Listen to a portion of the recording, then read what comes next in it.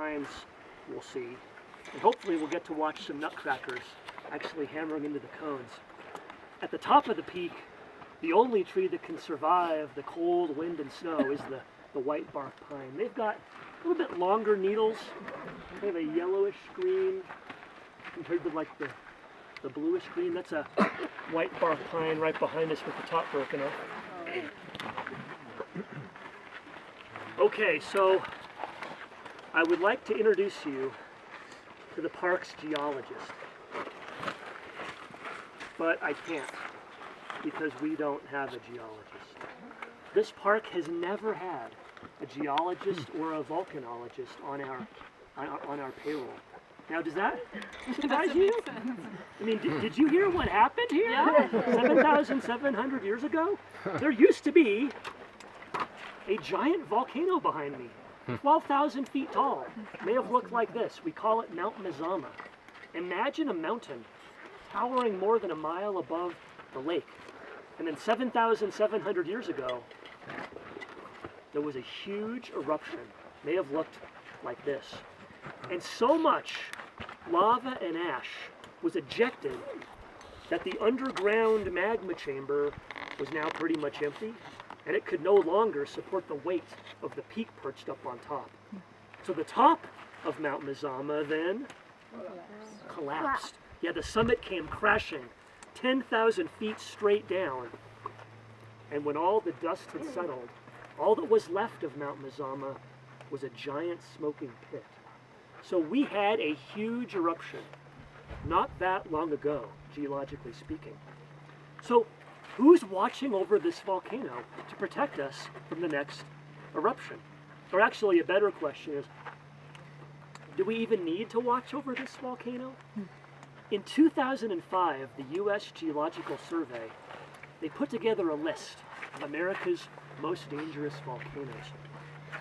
There are 169 potentially active volcanoes in the USA, including this one. And the USGS ranked them all in order of the threat they currently pose to human life and property. Do you think our volcano ranked toward the top or toward the bottom of that list? Actually, we made the top 10. Crater Lake is considered to be the 10th most dangerous volcano in America. Now, I think we're safe this evening. Once in a while, we get a sign something's happening down below. In 1945, for instance, on a day much like this, visitors on top of this peak noticed bubbles, big bubbles forming out on the middle of the lake. A cloud of blue gas rose up into the air, mushroomed out, and then blew away on the breeze. Several times in the summer of 1945, Crater Lake burped. Geologists call this event the burp of 1945. Now, what does it mean? We don't really know. By the time geologists arrived on the scene, the gas emissions had stopped. But we do think there is still magma down below our feet trying to make its way up. In fact, here's some further evidence that our volcano is not yet dead. On 4 different occasions in the last 7,700 years, there have been eruptions inside this lake. 3 of them happened underwater. There are 3 underwater volcanoes, and one of the eruptions actually broke the surface. And what do we call that? That's Wizard Island. Yeah, Wizard Island is a miniature volcano, a cinder cone that erupted out of the lake around 7,300 years ago. Now, the last eruption, that was about 5,000 years ago, and since then things have been quiet. But it's only a matter of time until eruptions resume.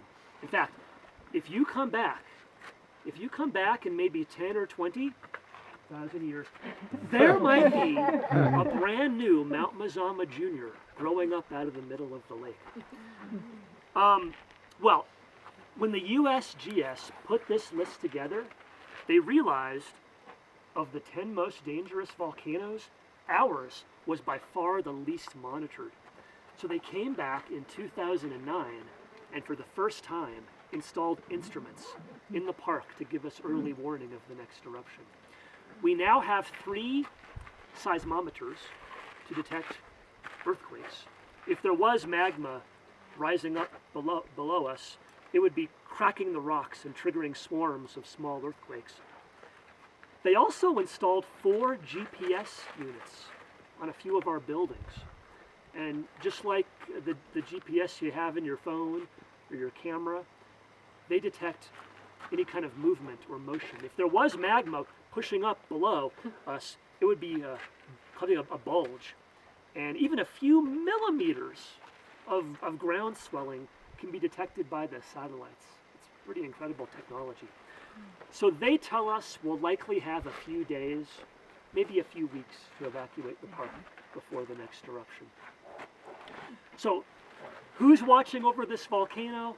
Well, none of my coworkers, but the U.S. Geological Survey is watching over Mount Mazama from their office in Vancouver, Washington. It's called the Cascades Volcano Observatory. Okay, further up the trail, we'll talk about another kind of fire, not volcanic fire, but forest fires.